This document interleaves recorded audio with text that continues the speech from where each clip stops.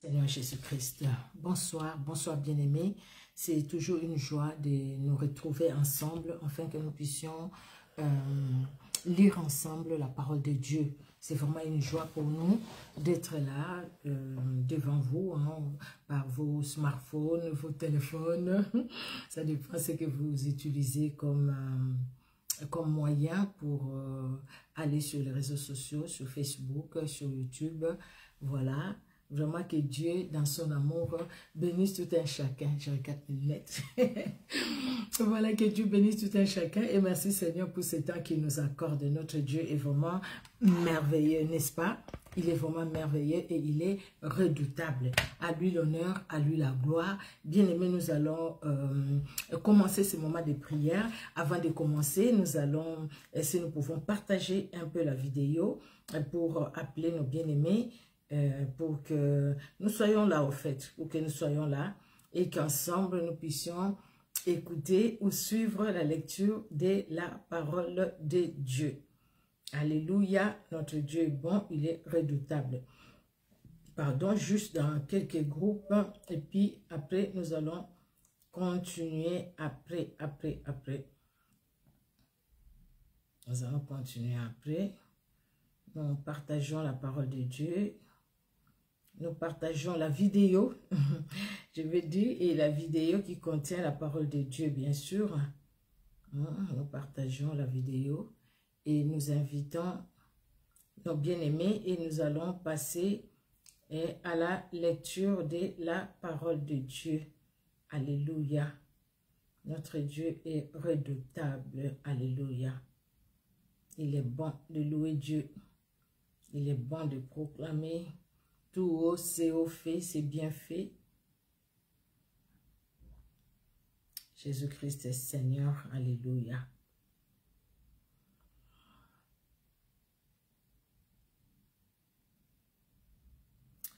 Alléluia. Merci Seigneur Jésus-Christ pour ta fidélité, pour ton amour qui est au-dessus de tout. Merci pour ta grandeur. Merci Jésus. Tu es Dieu. Alléluia. Aucun Dieu n'est comme toi. Aucun Dieu ne peut s'égaler à ce grand Dieu. Il est bon et il est redoutable. C'est puissant Dieu, c'est glorieux Dieu. Amen, amen. C'est vraiment une grande joie pour nous d'être là dans sa sainte présence. Et nous allons bien aimer commencer ces moments de la lecture de la parole de Dieu. Merci aux bien-aimés qui se connectent. Et bonsoir, hein, bonsoir à vous. Bonsoir, bonsoir. Que Dieu vous bénisse. Il est bon, il est redoutable, notre Dieu et notre roi. Alléluia. Nous allons prendre nos Bibles. Nous les préparons déjà. Nous sommes le 3 mars. Nous allons faire la lecture du 3 mars. Après, nous allons partager. Merci pour vous qui êtes en direct et merci pour les bien-aimés qui vont se connecter après, pour les bien-aimés qui vont suivre en différé. Nous allons prier pour commencer ces moments de lecture de la parole, de la sainte parole, de la parole de Dieu. Amen, amen. Merci Seigneur Jésus-Christ pour ta fidélité, pour ta grandeur et pour ton amour qui est au-dessus de tout. Aucun Dieu n'est comme toi, aucun Dieu ne peut s'égaler à toi. Le véritable, c'est toi, éternel Dieu, notre roi. Merci Seigneur parce que tu nous appelles à toi, parce que tu nous aimes. Et tu te révèles à nous, éternel, parce que tu nous aimes. Au travers de ta parole, tu te révèles à nous parce que tu nous aimes. Et c'est parce que tu nous aimes, éternel Dieu de gloire, que tu nous donnes ta parole, que tu permets que nous puissions être en contact de ta parole. Nous te recommandons ces moments éternels. Tu nous connais dans nos faiblesses, pardonne nos fautes, libère-nous et que le sang qui a coulé à la croix de Golgotha, éternel Dieu d'amour, puisse nous sanctifier, nous laver et former une muraille de feu tout autour de nous et de chaque membre de nos familles. Merci pour le Saint-Esprit éternel qui est à l'œuvre, l'Esprit de vérité, l'Esprit de gloire. Que le Saint-Esprit règne à maître pendant ces temps pour la gloire de Jésus-Christ de Nazareth que nous avons ainsi prié. Amen. Amen, amen. Que Dieu bénisse tout un chacun, bien-aimé. Nous allons prendre nos Bibles, la lecture du 3 mars. Nous allons lire Exode 14. Exode 14, nous lisons au nom puissant de Jésus-Christ de Nazareth. Exode 14, il y a 31 versets. Nous lisons. L'Éternel parla à Moïse et dit, parle aux enfants d'Israël, qui se détournent et qu'ils campent devant Pi-Hahiroth, entre Migdol et la mer, vis-à-vis des Baal-Tchephon.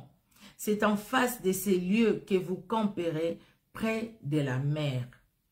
Pharaon dira des enfants d'Israël, ils sont égarés dans le pays, les déserts les enferment. J'endurcirai les cœurs de Pharaon et il les poursuivra. Mais Pharaon et toute son armée serviront à faire éclater ma gloire. Et les Égyptiens sauront que je suis l'Éternel. Et les enfants d'Israël firent ainsi. En annonçant au roi d'Égypte que les peuples avaient pris la fuite, alors les cœurs de Pharaon et celui de ses serviteurs firent changer à l'égard du peuple. Ils dirent, qu'avons-nous fait en laissant aller Israël, dont nous n'aurons plus le service? Et Pharaon attela son char, il prit son peuple avec lui. Il prit 600 chars d'élite et tous les chars de l'Égypte. Et il y avait surtout des combattants. L'Éternel endurcit les cœurs de Pharaon, roi d'Égypte. Et Pharaon poursuivit les enfants d'Israël. Les enfants d'Israël étaient sortis la main levée. Les Égyptiens les poursuivirent. Oh, désolé. Pardonnez-moi. Pardon, désolé. Le verset 9. Les Égyptiens les poursuivirent et tous les chevaux, les chars de Pharaon, ses cavaliers et son armée les atteignirent, campés près de la mer, vers Pi-Hahiroth, vis-à-vis de Baal-Tchephon. Pharaon approchait. Les enfants d'Israël levèrent les yeux et voici les Égyptiens étaient en marche derrière eux. Et les enfants d'Israël eurent une grande frayeur et crièrent à l'Éternel. Ils dirent à Moïse, « N'y a-t-il pas de sépulcre en Égypte sans qu'il soit besoin de nous mener mourir au désert? Que nous as-tu fait en nous faisant sortir d'Égypte? N'est-ce pas là ce que nous te disions en Égypte? Laisse-nous servir les Égyptiens, car nous aimons mieux servir les Égyptiens que de mourir au désert. » Moïse répondit au peuple, « Ne craignez rien, restez en place et regardez la délivrance que l'Éternel va vous accorder en ces jours. Car les Égyptiens que vous voyez aujourd'hui, vous ne les verrez plus jamais. » Verset 14. « L'Éternel combattra pour vous et vous gardez le silence. » L'Éternel dit à Moïse, « Pourquoi ces cris? Parle aux enfants d'Israël et qu'ils marchent. Toi, lève ta verge, étends ta main sur la mer et fends-la. Et les enfants d'Israël entreront au milieu de la mer à sec. Et moi, je vais endurcir les cœurs des Égyptiens pour qu'ils y entrent après eux.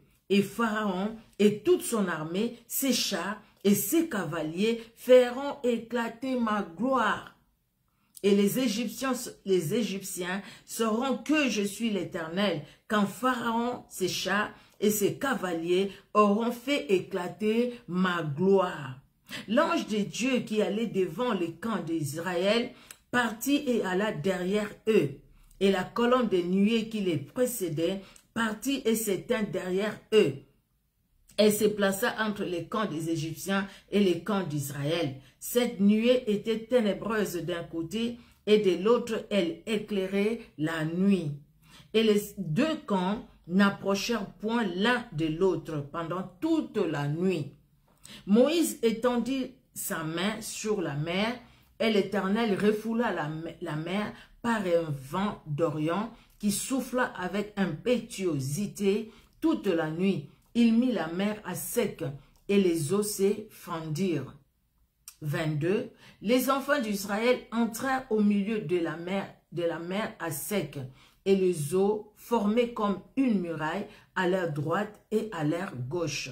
Les Égyptiens les poursuivirent et tous les chevaux de Pharaon, ses chars et ses cavaliers entrèrent après eux au milieu de la mer. À la veille du matin, L'Éternel de la colonne de feu et des nuées regarda les camps des Égyptiens et mit en désordre les camps des Égyptiens. Il ôta les roues de leurs chars et en rendit la marche difficile. Les Égyptiens dirent alors, « Fuyons devant Israël, car l'Éternel combat pour lui contre les Égyptiens. » L'Éternel dit à Moïse, « Étends ta main sur la mer, et les eaux reviendront sur les Égyptiens, sur leurs chars et sur leurs cavaliers. » Moïse étendit sa main sur la mer, et vers le matin, la mer reprit son impétuosité, et les Égyptiens s'enfuirent à son approche. Mais l'Éternel précipita les Égyptiens au milieu de la mer. Les eaux revinrent et couvrirent les chars, les cavaliers et toute l'armée des pharaons qui étaient entrés dans la mer après les enfants d'Israël, et il n'en échappa pas un seul. Mais les enfants d'Israël marchèrent à sec au milieu de la mer, et les eaux formèrent comme une muraille à leur droite et à leur gauche. En ces jours, l'Éternel délivra Israël de la main des Égyptiens, et Israël vit sur les rivages de la mer les Égyptiens qui étaient morts. Israël vit la main puissante que l'Éternel avait dirigée contre les Égyptiens, et le peuple craignit l'Éternel, et il crut en l'Éternel et en Moïse, son serviteur. Alléluia. Dieu est bon, il est redoutable, il est celui qui fait des grandes choses. Ce qu'il a fait pour Israël, il est capable aussi de le faire encore aujourd'hui, parce qu'il est Dieu. Alors, nous allons aller au livre de Job, Job 32. Job 32, nous lisons, bien-aimés, au nom de Jésus, ok, 22 versets, 22 versets, c'est pas long. Ces trois hommes cessèrent de répondre à Job, parce qu'il s'est regardé comme juste. Alors s'enflamma la colère et Élihu, fils de Barakil, de Buz, de la famille de Ram, sa colère s'enflamma contre Job, parce qu'il se disait juste devant Dieu. Et sa colère s'enflamma contre ses trois amis, parce qu'ils ne trouvaient rien à répondre et que néanmoins, ils condamnaient Job. Comme ils étaient plus âgés que lui, Élihu avait attendu jusqu'à ce moment pour parler à Job. Mais voyant qu'il n'y avait plus de réponse dans la bouche de ces trois hommes, Élihu s'enflamma de colère. Et Élihu, fils de Barakil, de Buz, prit la parole et dit, « Je suis jeune et vous êtes des vieillards. C'est pourquoi j'ai craint, j'ai redouté de vous faire connaître mon sentiment. Je disais à moi-même, les jours parleront, les grands nombres des années enseignera la sagesse.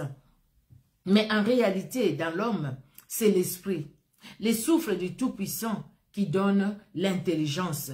Ce n'est pas l'âge qui procure la sagesse, ce n'est pas la vieillesse qui rend capable de juger. Voilà pourquoi j'ai dit, écoute, moi aussi j'exposerai ma pensée. J'ai attendu la fin de vos discours, j'ai suivi vos raisonnements, votre examen des paroles de Job. Je vous ai donné toute mon attention, et voici, aucun de vous ne l'a convaincu, aucun n'a refuté ses paroles. Ne dites pas cependant, en lui nous avons trouvé la sagesse. C'est Dieu qui peut les confondre, ce n'est pas un homme. Il ne s'est pas adressé directement à moi, aussi lui répondrai-je tout autrement que vous. Ils ont peur, ils ne répondent plus, ils ont la parole coupée. J'ai attendu qu'ils aient fini leur discours, qu'ils s'arrêtent et ne sachent que répliquer. À mon tour, je vais répondre aussi. Je vais dire aussi ce que je pense, car je suis plein de paroles. L'esprit me presse au-dedans de moi. Mon intérieur est comme un vin qui n'a pas d'issue, comme des outres neuves qui vont éclater. Je parlerai pour respirer à l'aise. J'ouvrirai mes lèvres et je répondrai. Je n'aurai point égard à l'apparence et je ne flatterai personne. Car je ne sais pas flatter. Mon Créateur m'enlèverait bien vite. Nous allons aller dans le Nouveau Testament où nous allons lire les Luc 17. Alors, Luc, le chapitre 17, il y a 37 versets. Nous allons lire au nom de Jésus-Christ. Jésus dit à ses disciples, « Il est impossible qu'il n'arrive pas de scandale, mais malheur à celui par qui ils arrivent. Il faudrait mieux pour lui qu'on mette à son cou une pierre de moulin et qu'on le jette dans la mer, que s'il scandalisait un de ses petits. Prenez garde à vous-même. Si ton frère a péché, reprends-le, et s'il se repent, pardonne-lui. Et s'il a péché contre toi 7 fois dans un jour, et que 7 fois il revienne à toi disant « Je me repens », tu lui pardonneras. Les apôtres dirent au Seigneur « Augmente-nous la foi ». Et le Seigneur dit « Si vous aviez de la foi comme un grain de sénévé, vous diriez à ces sycomores « Déracine-toi et plante-toi dans la mer, et il vous obéira. » Qui de vous ayant un serviteur qui laboure ou paie les troupeaux, lui dira quand il revient des champs, « Approche vite et mets-toi à table ». Ne lui dira-t-il pas, au contraire, « Prépare-moi à souper, ceins-toi et sers-moi, jusqu'à ce que j'aie mangé et bu, après cela, toi tu mangeras et boiras. » Doit-il de la reconnaissance à ses serviteurs parce qu'il a fait ce qui lui était ordonné? Vous de même, quand vous avez fait tout ce qui vous a été ordonné, dites, nous sommes des serviteurs inutiles. Nous avons fait ce que nous devrions, nous avions fait ce que nous devions faire. Jésus se renda à Jérusalem, passé entre la Samarie et la Galilée. Comme il entrait dans un village, 10 lépreux vinrent à sa rencontre. Se tenant à distance, ils élevèrent la voix et dirent, « Jésus, Maître, aie pitié de nous. » Dès qu'il les eut vus, il leur dit, « Allez vous montrer au sacrificateur. » Et pendant qu'ils y allaient, il arriva qu'ils furent guéris. L'un d'eux, se voyant guéri, revint sur ses pas, glorifiant Dieu à haute voix. Il tomba sur sa face aux pieds de Jésus et lui rendit grâce. C'était un Samaritain. Jésus prenant la parole dit, « Les 10 n'ont-ils pas été guéris?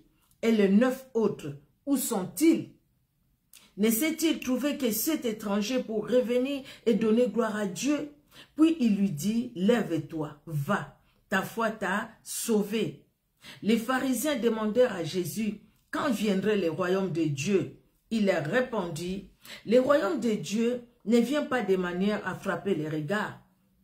On dira point, il est ici ou il est là, car voici le royaume de Dieu est au milieu de vous. » Et il dit aux disciples, « Des jours viendront où vous désirerez voir l'un des jours du Fils de l'homme, et vous ne le verrez point. On vous dira, il est ici, il est là, n'y allez pas, n'y courez pas après, car comme l'éclair resplendit et brille d'une extrémité du ciel à l'autre, ainsi sera le Fils de l'homme en son jour. Mais il faut auparavant qu'il souffre beaucoup et qu'il soit rejeté par cette génération. Ce qui arriva du temps de Noé arrivera de même au jour du Fils de l'homme. Les hommes mangeaient, buvaient, se mariaient et mariaient leurs enfants, jusqu'au jour où Noé entra dans l'arche. Les déluges vinrent et les fit tous périr. Ce qui arriva du temps de Lot arrivera pareillement. Les hommes mangeaient, buvaient, achetaient, vendaient, plantaient, bâtissaient. Mais les jours où Lot sortit de Sodome, une pluie de feu et de soufre tomba du ciel et le fit tous périr. Il en sera de même les jours où le Fils de l'homme paraîtra. En ces jours-là, que celui qui sera sur le toit et qui aura ses effets dans la maison ne descende pas pour le prendre, et que celui qui sera dans les champs ne retourne pas non plus en arrière. Souvenez-vous de la femme de Lot. Celui qui cherchera à sauver sa vie la perdra, et celui qui la perdra la retrouvera. Je vous l'ai dit en cette nuit-là, de deux personnes qui seront dans un même lit, l'une sera prise et l'autre laissée. De deux femmes qui moudront ensemble, l'une sera prise et l'autre laissée. De deux hommes qui seront dans un champ, l'un sera pris et l'autre laissé. Le disciple lui dirent, « Où serait-ce, Seigneur ?» Et il répondit, « Où sera le corps? Là s'assembleront les aigles. » Amen. Pardon. Nous retournons dans l'Ancien Testament. Nous sommes dans les psaumes, les psaumes 46. Les psaumes 46, au chef des chantres, des fils de Corée, sur Alamoth cantique. Dieu est pour nous un refuge et un appui, un secours qui ne manque jamais dans la détresse. Alléluia. C'est pourquoi nous sommes sans crainte quand la terre est bouleversée et que les montagnes chancellent au cœur de mer. Quand les flots de la mer mugissent, écument, se soulèvent jusqu'à faire trembler les montagnes. Il est un fleuve dont le courant réjouisse la cité de Dieu, le sanctuaire de demeure du Très-Haut. Dieu est au milieu d'elle, elle n'est point ébranlée. Dieu la secourt dès l'aube du matin. Des nations s'agitent, des royaumes s'ébranlent. Il fait entendre sa voix, la terre s'effondre d'épouvante. L'Éternel des armées est avec nous. Le Dieu de Jacob est pour nous une haute retraite. Venez, contemplez les œuvres de l'Éternel, les ravages qu'il a opérés sur la terre. C'est lui qui a fait cesser les combats. Jusqu'au bout de la terre, il a brisé l'arc et il a rompu la lance. Il a consumé par les feux les chars de guerre. Arrêtez et sachez que je suis Dieu. Je domine sur les nations, je domine sur la terre. L'Éternel des armées est avec nous. Le Dieu de Jacob est pour nous une haute retraite. Voilà, jusque-là, 46. Le verset 2, ça nous pouvons même surligner dans nos Bibles. C'est vraiment une parole de combat. Même le dernier verset 12 aussi. Dieu est pour nous un refuge et un appui, un secours qui ne manque jamais dans la détresse. Alléluia. Appuyons-nous sur de telles paroles qui nous réconfortent, même dans les difficultés, même dans les épreuves, même dans les combats. Je sais que Dieu est là, Jésus-Christ est là, c'est mon appui et il est le secours qui ne manque jamais dans la détresse. Que Dieu bénisse sa parole. Merci Seigneur. Nous allons finir cette lecture par Proverbe 10 et le verset 23, juste un verset. Proverbe 10, verset 23. Commettre les crimes paraît un jeu à l'insensé, mais la sagesse appartient à l'homme intelligent. La sagesse appartient à l'homme intelligent. Que Dieu dans son amour soit glorifié parce qu'il est Dieu et il est au-dessus de tout. Que Dieu vous bénisse, bien-aimés. Merci pour vous qui étiez en direct et merci pour vous qui allez suivre en différé. On se donne rendez-vous demain pour continuer la lecture de la parole de Dieu. Que Dieu vous bénisse. Nous allons prier. Merci Seigneur Dieu de gloire pour ce temps que tu nous as accordé pour ta parole. Tu es un appui le plus sûr pour nous, Éternel. Les secours qui ne manquent jamais dans la détresse. Que l'honneur et la gloire montent à toi. Car Seigneur, en toi, il n'y a aucune ombre de variation. Tu étais, tu es, tu seras, tu es éternel, Elohim. Merci encore pour ta parole. Merci Père très saint de bénir tout un chacun de nous. Merci de bénir les bien-aimés qui sont en direct. Merci de bénir les bien-aimés qui vont suivre en différé et les bien-aimés qui vont suivre la même lecture sur YouTube. Bénis tout un chacun dans le nom puissant de Jésus-Christ que nous t'avons ainsi prié. Amen. Amen, amen. Que Dieu vous bénisse, bien-aimés. On se donne rendez-vous demain pour la lecture. Nous continuons la lecture de la sainte parole, de cette parole qui vivifie, qui fortifie, de cette parole qui libère, qui affranchit. Que Dieu vous bénisse. Au revoir.